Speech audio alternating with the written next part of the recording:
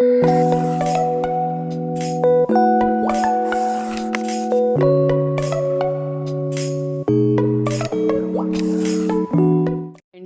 आज हमारा टॉपिक है इंट्रोडक्शन टू मेमोरी, जिसमें हम इसकी टाइप्स एंड हायरार्की पढ़ेंगे। तो सबसे पहले अगर आपने प्रीवियस वीडियोस देखे होंगे जहाँ पे मैंने आपको बेसिक इनपुट आउटपुट सिस्टम पढ़ाया, और ये बेसिक इनपुट आउटपुट सिस्टम मैंने आपको बोला था कि ये हम हार्डवेयर सॉफ्टवेयर में पढ़ते हैं। सॉफ्टवेयर तो खैर छोड़िए, अलग से हमने पढ़ लिया, हार्डवेयर में ये सब आ जाता है। और अगर आपको याद होगा, मैंने आपको दिखाई थी बिल्डिंग डायग्राम ऑफ कंप्यूटर। ठीक है, बिल्डिंग डायग्राम ऑफ कंप्यूटर में मैंने आपको बोला था ये इनपुट यूनिट है, ये प्रोसेसिंग यूनिट है, ये आउटपुट यूनिट है। यहाँ पे हमने इनपुट डिवाइसेस पढ़ ली थी जिनसे हम डेटा एंटर करते हैं, यहाँ जिनसे हम इंफॉर्मेशन को लेते हैं आउटपुट डिवाइसेस पढ़ ली थी।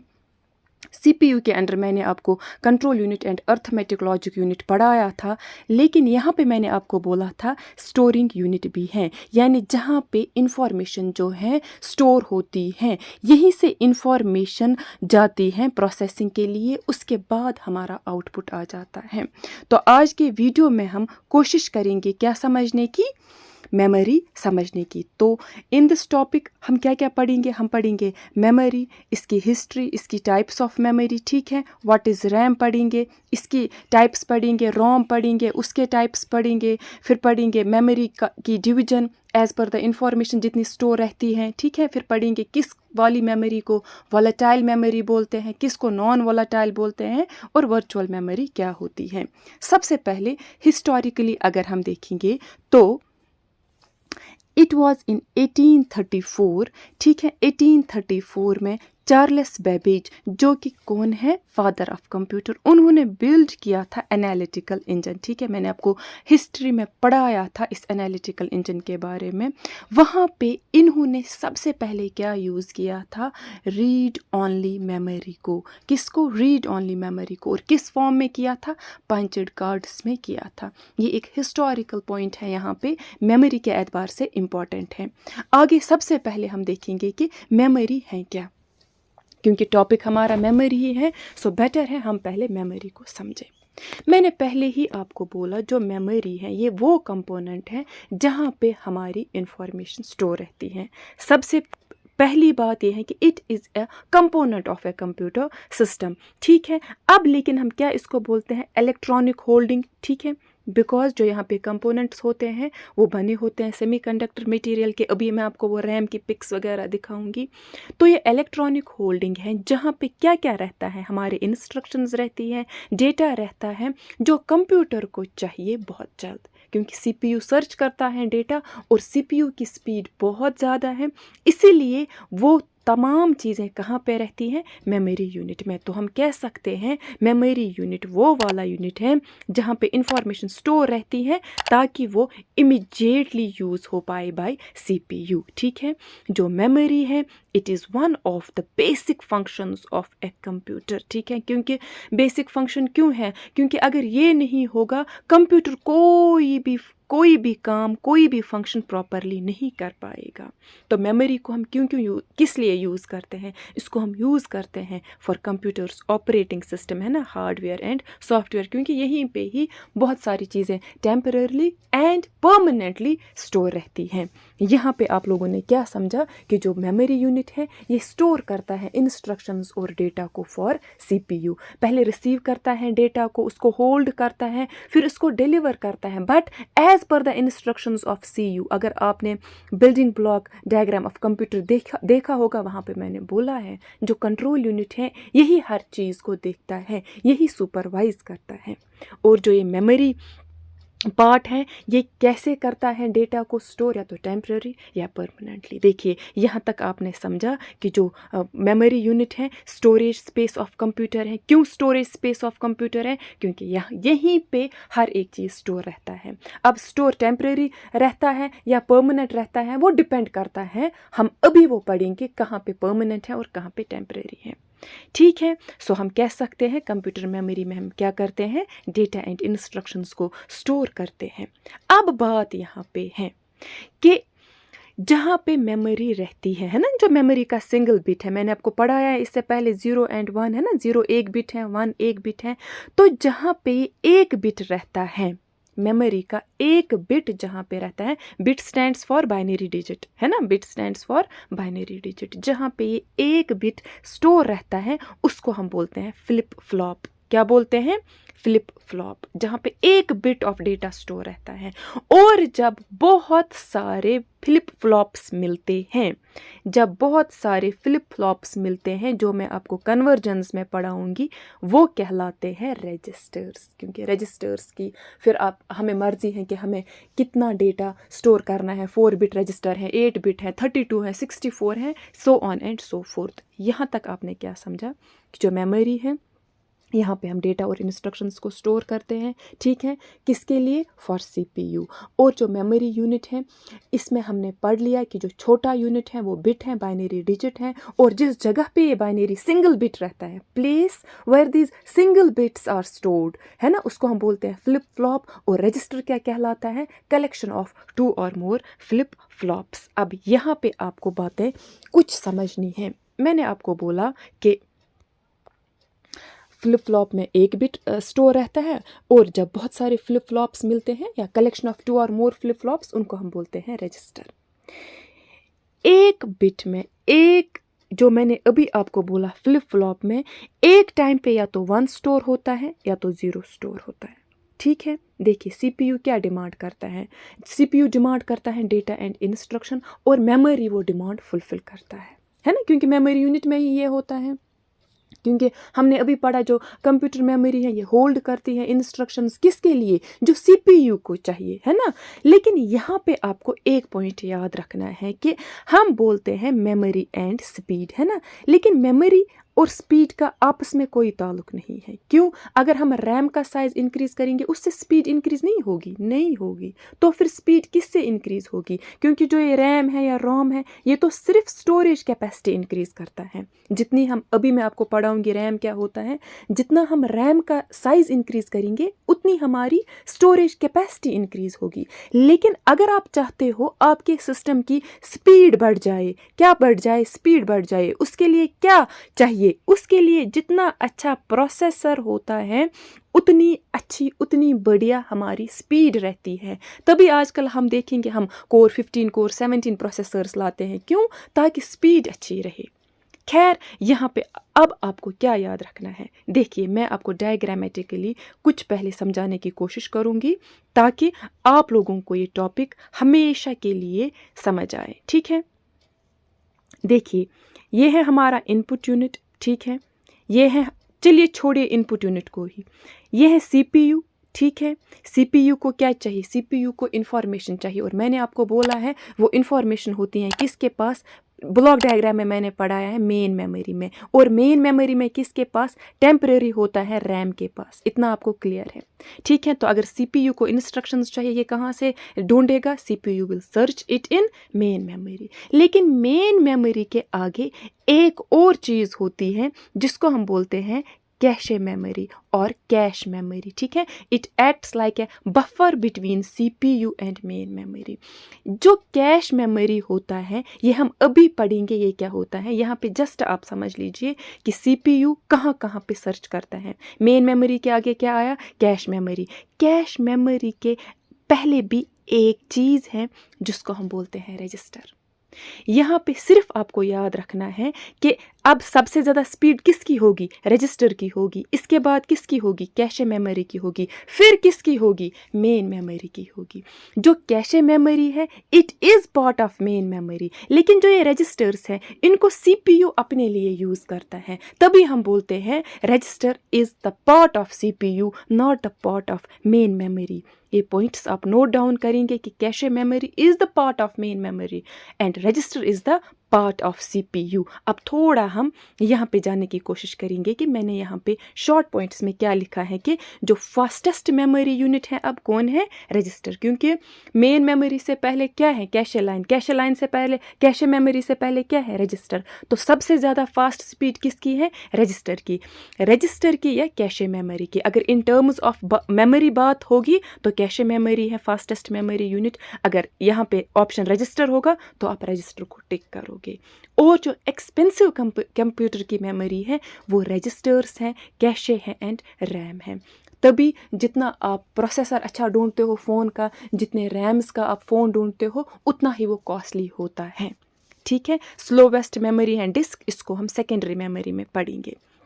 देखिए यहाँ पे अब मैंने आपको डायग्रामेटिकली बोला है कि सीपीयू पहले सर्च डेटा किस में करता है, रजिस्टर में करता है। अगर रजिस्टर में नहीं होगा तो कैशे में जाएगा, अगर कैशे में नहीं होगा तो मेन मेमोरी में जाएगा, अगर मेन मेमोरी में नहीं होगा तो फिर लास्ट पे जाते हैं सेकेंडरी मेमोरी के पास। तो हम इसको ऐसे रिप्रेजेंट कर सकते हैं कि ये पहले सीपीयू है, ठीक है, पहले सर्च करेगा रजिस्टर में, रजिस्टर के बाद कैशे मेमोरी में, कैशे मेमोरी के बाद मेन मेमोरी में, मेन मेमोरी के बाद सर्च होता है सेकेंडरी मेमोरी में। ये हम जस्ट अभी आइडिया ले रहे हैं कि कहाँ से मेमोरी जो है वो होती है और कैसे कंप्यूटर इसको, कैसे सीपीयू इसको सर्च करता है। क्लियर? यहाँ तक आगे बढ़ेंगे। अब सबसे पहले हमें समझना है, क्योंकि मैंने बात की यहाँ पे किसकी, कैशे मेमोरी की। जो ये कैशे मेमोरी है, ये कौन सी मेमोरी है? सबसे पहले हाई स्पीड मेमोरी है, ठीक है। इसका साइज़ छोटा होता है, मैंने पहले ही बोला है, it acts as a buffer between the CPU and the main memory. CPU और मेन मेमोरी के दरमियान it acts as a buffer. अब मैंने बोला कि इसमें क्या क्या डेटा स्टोर होता है। इसमें वो डेटा स्टोर होता है जो हम फ्रीक्वेंटली यूज़ करते हैं। वो डेटा जो फ्रीक्वेंटली हम यूज़ करते हैं वो कहाँ पे रहता है? वो होता है कैशे मेमोरी में। 3 बातें मैंने यहाँ पे बोली आपको कैशे मेमोरी के बारे में कि एक तो इसकी स्पीड फास्ट होती है, ठीक है, इसका साइज़ जो है छोटा होता है, acts as a buffer between CPU and main memory. और यहाँ पे क्या क्या होता है? वो वाला डेटा होता है जो फ्रीक्वेंटली यूज़ हम करते हैं। और आपको कैशे मेमोरी के बारे में एक पॉइंट याद रखना है कि cache memory is also known as CPU memory. Cache memory को क्या बोलते हैं? सीपीयू मेमोरी, या it is the supplementary of RAM. It is the supplementary of random access memory. It is extremely fast. It is small memory which acts as a high speed buffer between CPU and main memory. ठीक है। Temporarily जो active data और instruction होता है ना during processing के लिए जो चाहिए, वो कैशे मेमोरी के पास होता है, क्योंकि इससे प्रोसेसिंग स्पीड बढ़ जाती है कंप्यूटर की। जो मेन मेमोरी और सीपीयू की स्पीड है, देखिए मेन मेमोरी और सीपीयू की स्पीड में मिसमैच है, क्योंकि यहाँ पे तो मिलियंस ऑफ इंस्ट्रक्शंस पर सेकेंड होते हैं। ये मिसमैच, स्पीड का मिसमैच ख़त्म करने के लिए बीच में है रजिस्टर एंड कैशे मेमोरी, ठीक है। और जो ये कैशे मेमोरी है, it is directly built in the processor chip, ठीक है। जब प्रोसेसर को ज़रूरत होती है इंस्ट्रक्शन की तो ये सर्च करता है कैशे में, और अगर इसने सर्च किया कैशे में तो हम इसको बोलते हैं कैशे हिट। कैशे हिट का मतलब होता है कि अगर आपने कोई कीवर्ड दिया और वो निकला तो उसको हम बोलते हैं कैशे हिट, और अगर नहीं निकला तो उसको हम बोलते हैं कैशे मिस, ठीक है। जब लोकेट हो जाता है आइटम कैशे में तो हम उसको बोलते हैं कैशे हिट, और जब नहीं होता है उसको हम बोलते हैं कैशे मिस। सिंपली आप बोलो, data found in cache memory is cache hit, data not found in cache is cache miss. अब एक और बात यहाँ पे आप याद रखोगे कि कैशे लाइन क्या होता है। जो ये डेटा है, it is the unit of data transfer between cache and main memory. क्या है? Unit of data transfer between किस किस के दरमियान, कैशे एंड मेन मेमोरी, उसको हम बोलते हैं कैशे लाइन, ठीक है। कैशे लाइन क्या होता है? जो यूनिट होता है डेटा ट्रांसफ़र का किस किस के दरमियान, कैशे एंड मेन मेमोरी के दरमियान। तो अब आपने सिंपली याद यहाँ पे रखा कि जो फ्रीक्वेंटली यूज डेटा है, टेम्परेरी जो होता है वो यहाँ पे होता है, एक्सपेंसिव है, ये सब आपने पढ़ा, ठीक है। It is the main part, main point जो यहाँ पे है, दैट जो ये कैशे मेमोरी है, it's the part of main memory because it acts as a buffer between main memory and CPU, और it acts as a buffer between CPU and random access memory, क्योंकि मैंने बोला it is considered as a supplementary of RAM, ठीक है।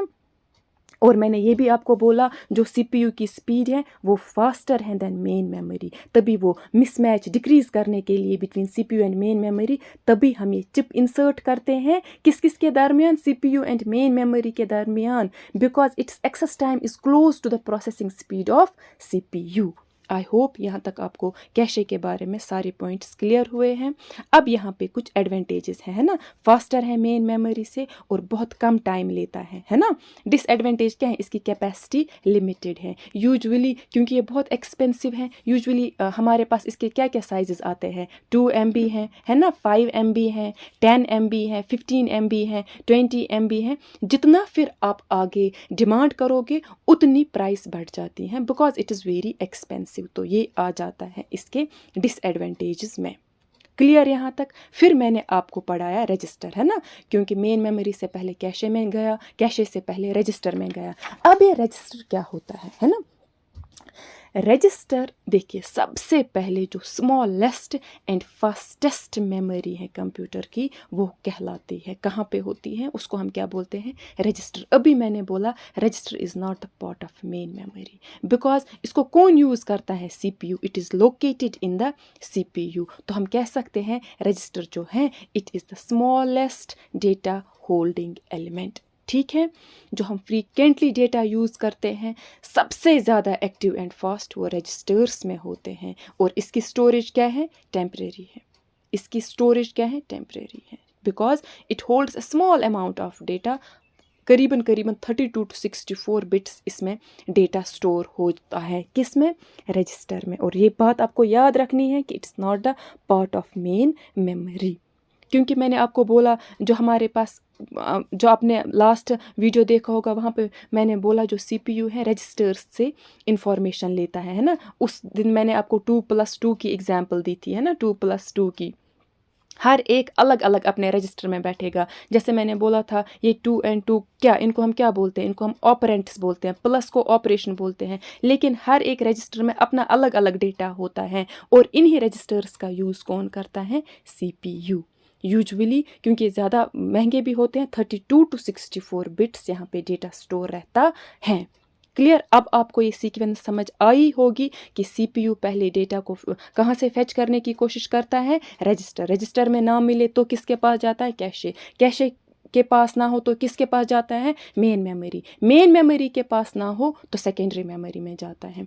अब ये बीच में register और कैशे इसलिए हैं क्योंकि it is necessary to transfer the processed data with high speed, है ना। आजकल हम काम करते हैं विदिन, बिल्कुल कुछ टाइम नहीं लगता है कि रिज़ल्ट सामने आ जाता है। क्लियर। आई होप कि यहाँ तक आपको ये चीज़ें समझ आई होंगी। अभी हमने जस्ट पढ़ा कि मेमोरी क्या है, कंप्यूटर सिस्टम का एक कंपोनेंट है जिसमें स्टोर रहता है हमारा डेटा और इंस्ट्रक्शन, है ना। फिर मैंने आपको बोला कि यहाँ पे टेम्परेरी या तो परमानेंटली रहता है। फिर मैंने स्मॉलेस्ट मेमोरी यूनिट का बोला बिट है, bit stands for binary digit. मैंने बोला जहाँ पे वो बाइनरी डिजिट्स रहते हैं वो कहाँ पे रहते हैं, फ्लिप फ्लॉप में। कलेक्शन ऑफ 2 और more flip flops is called register. फिर मैंने आपको थोड़ा कैशे के बारे में पढ़ाया और रजिस्टर के बारे में पढ़ाया। और ये भी मैंने आपको बोला कि मेमोरी कंपोनेंट को हम जस्ट यूज़ करते हैं एज स्टोरेज डिवाइस, है ना, स्टोरेज डिवाइस। यहाँ पे आप इंफॉर्मेशन को स्टोर कर सकते हो या तो टेम्परेरी या तो परमानेंटली, क्योंकि स्पीड का वास्ता मेमोरी से नहीं है, स्पीड का वास्ता प्रोसेसर से है। तो अब आगे हम थोड़ा बढ़ेंगे क्योंकि हम पढ़ रहे हैं मेमोरी। तो अब यहाँ तक तो आपने समझा कि स्टोरेज यूनिट है ये कौन, कंप्यूटर मेमोरी का, क्योंकि इसमें हम डिवाइसेस जो यूज़ करते हैं वो हम आगे जाके पढ़ेंगे, है ना, उनसे हम डेटा को स्टोर करते हैं। अब हमें देखना है टाइप्स ऑफ स्टोरेज डिवाइसेस क्या है ना। अब यह हम सिंपली बोलते हैं कि टाइप्स ऑफ मेमोरी, है ना। मेमोरी की क्या क्या टाइप हैं। मेमोरी की अगर हम टेक्निकली बात करेंगे, there are 2 major types of memory. One is primary memory, secondary memory. इसको प्राइमरी स्टोरेज डिवाइसेस भी बोलते हैं, इसको इंटरनल मेमोरी भी बोलते हैं, इसको सेकेंडरी स्टोरेज डिवाइसेस भी बोलते हैं या एक्सटर्नल मेमोरी भी बोलते हैं। अभी हम सेकेंडरी मेमोरी को टच ही नहीं करेंगे, अभी हम सिर्फ पढ़ेंगे प्राइमरी मेमोरी के बारे में, इस वाली मेमोरी के बारे में। जो ये है इसको हम अलग टॉपिक में डील करेंगे, अलग वीडियो में हम डील करेंगे। सबसे पहले हम क्या जानेंगे कि प्राइमरी मेमोरी होता क्या है, ये कौन सी मेमोरी है। क्योंकि मैंने आपको बोला टेक्निकली अगर हम बात करेंगे there are two types of memory, one is primary and another is secondary. First thing जो प्राइमरी मेमोरी है इसको हम बोलते हैं मेन मेमोरी, ठीक है। इसको हम बोलते हैं इंटरनल मेमोरी, आप ये लिखेंगे इंटरनल मेमोरी। इसको हम बोलते हैं डिस्प्ले मेमोरी, इसको हम बोलते हैं working memory. Clear. Primary memory को बोलते हैं main memory, internal memory, display memory, working memory, ठीक है। जो ये प्राइमरी मेमोरी है ये वो वाला डेटा और इंस्ट्रक्शन को होल्ड करता है जो करंटली वर्किंग में होते हैं, क्योंकि इसकी कैपेसिटी जो है बहुत लिमिटेड होती है और जो डेटा होता है वो लॉस्ट हो जाता है जो ही आप पावर को ऑफ करते हो। किस वाली मेमोरी में? मेन मेमोरी में। क्यों ये होता है, क्यों हम इसको बोलते हैं, अभी मैं आपको आगे जाके बोलूँगी इसके टाइप्स में क्यों बोलते हैं वोलेटाइल एंड नॉन वोलेटाइल इसको।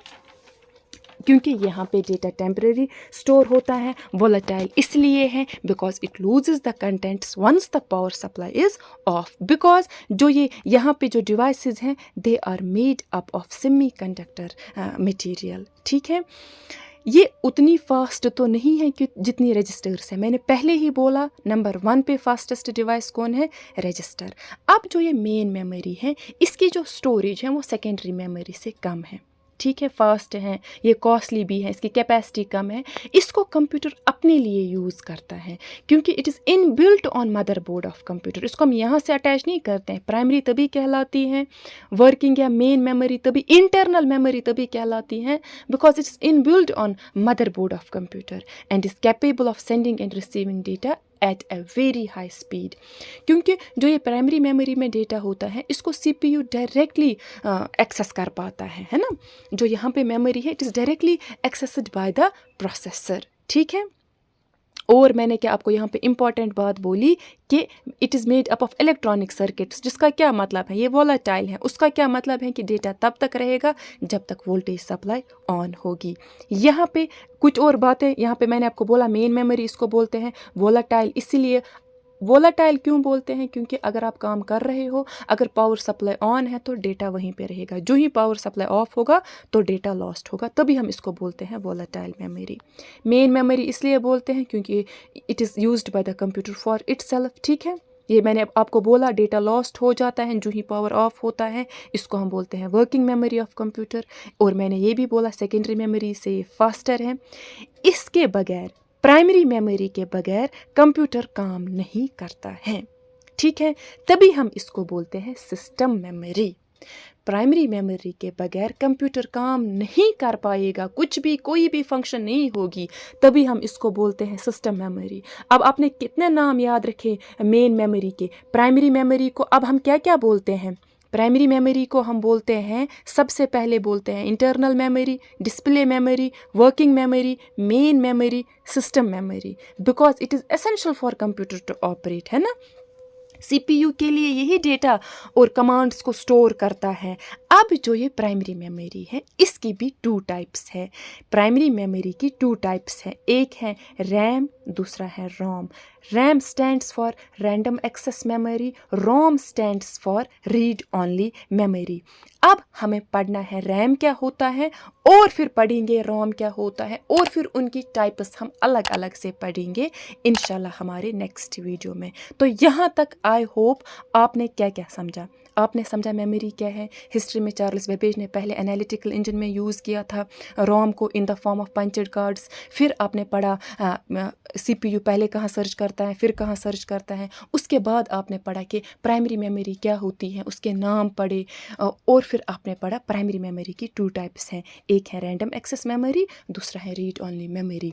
तो जो ये random access memory and read only memory है, इनको हम अपने नेक्स्ट वीडियो में कवर करने की कोशिश करेंगे इंशाल्लाह। तब तक आप इस टॉपिक को अच्छे से समझ लीजिए। हम मिलते हैं अपने नेक्स्ट टॉपिक में जो कि रहेगा सिर्फ किस पे, रैम एंड रोम पे और उसकी टाइप्स पे।